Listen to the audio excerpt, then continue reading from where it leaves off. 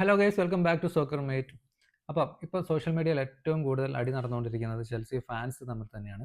ഒരു 80% അല്ലെങ്കിൽ ഒരു 70-80% മെറസ്കയെ സപ്പോർട്ട് ചെയ്യുമ്പോൾ ബാക്കി ഒരു 20% പറയുന്നത് മെറസ്ക ഡിസേർവ് സാക്കിംഗ് എന്നുള്ളതാണ്. അൺഫോർച്ചുനേറ്റ്ലി ഓർ ഫോർച്ചുനേറ്റ്ലി ഞാൻ ഈ 20%-ൻ്റെ കൂടെയാണ്. For me he is a traitor or he is very close to traitor. അതിനുള്ള ഒരു 3 റീസൺസും ഞാൻ പറയാം.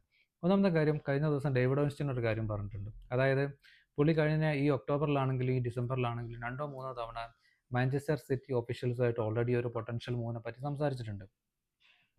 എന്നെ സംബന്ധിച്ചിടത്തോളം ഞാൻ എൻ്റെ ലൈഫിൽ ഒരു ചെൽസി മാനേജർ അങ്ങനെ ചെയ്തതായിട്ട് കേട്ടിട്ടില്ല.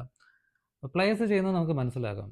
പ്ലേയേഴ്സ് യൂഷ്വലി അത് ചെയ്യും. പക്ഷേ ഒരു മാനേജർ ഒരു ക്ലബിൻ്റെ കോച്ചായിരിക്കുമ്പോൾ ഇമ്മാതിരി പണി കാണിക്കുകയെന്ന് പറഞ്ഞിരിക്കുമെങ്കിൽ അതും ഒരു ടോപ്പ് ടീമിൻ്റെ, അതായത് പ്രീമിയർ ലീഗിലെ ടോപ്പ് 4 ടീമിൽ എങ്ങനെ നോക്കിക്കഴിഞ്ഞാലും ചെൽസി വരുമല്ലോ. അങ്ങനെയുള്ള ഒരു ടീമിൻ്റെ ഒരു കോച്ച് ഡയറക്റ്റ് റൈവലായിട്ടുള്ള ഒരു ടീമിൻ്റെ കൂടെ ഒരു ഡിസ്കഷൻ, അതും കോച്ചായിരിക്കുക ചെയ്യാന്ന് പറയുമ്പം വെരി മച്ച് അൺഅക്സെപ്റ്റബിൾ. എന്നെ സംബന്ധിച്ചിടത്തോളം ബോഡി ഇത് അറിഞ്ഞ നിമിഷം തന്നെ, അല്ലെങ്കിൽ മെറസ്ക പോയി ബോർഡിനോട് പറഞ്ഞ സമയം തന്നെ ഒരു സാക്ക് ചെയ്യേണ്ട ഒരു ഒഫൻസ് ആയിട്ടാണ് ഞാൻ കരുതപ്പെടുന്നത്.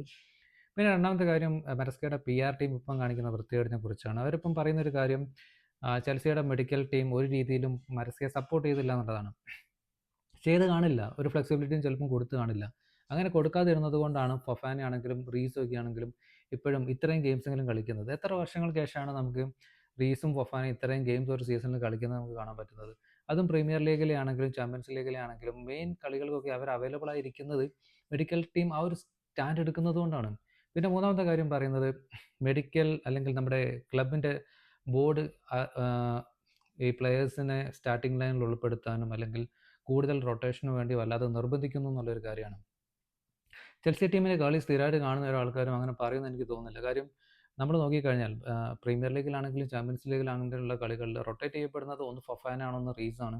പിന്നെ ലെഫ്റ്റ് വിങ്ങിലും റൈറ്റ് വിങ്ങിലും അത്യാവശ്യം റൊട്ടേഷൻസ് നടക്കുന്നുണ്ട്. ലെഫ്റ്റ് വിങ്ങിൽ റൊട്ടേഷൻ എന്ന് പറഞ്ഞു കഴിഞ്ഞെങ്കിൽ ഗർണാച്ചോനെ കളിപ്പിക്കുന്നതാണ് നിങ്ങളൊരു ഒഫൻസായിട്ട് പറയുന്നതെങ്കിൽ പെഡ്രോനെറ്റെ നമുക്ക് എപ്പോഴും അവിടെ കളിപ്പിക്കാൻ പറ്റില്ല. കാര്യം പുള്ളിയെ നമ്മൾ റൈറ്റ് വിങ്ങിൽ യൂസ് ചെയ്യുന്നുണ്ട്, പിന്നെ പുള്ളിക്ക് റെസ്റ്റ് കൊടുക്കുന്നുണ്ട്.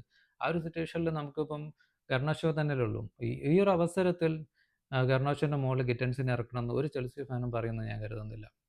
അപ്പം ഇതൊക്കെയാണ് എൻ്റെ റീസൺസ്. അപ്പോൾ നിങ്ങൾക്ക്, അതായത് മെജോറിറ്റി ഓഫ് ദ ഫാൻസ് വിത്ത് മെറസ്ക ആണെന്ന് എനിക്കറിയാം. അപ്പോൾ നിങ്ങൾക്കുള്ള ഒബ്ജെക്ഷൻസ് അല്ലെങ്കിൽ നിങ്ങളുടെ opinion please do mention in the comment box. Thank you guys.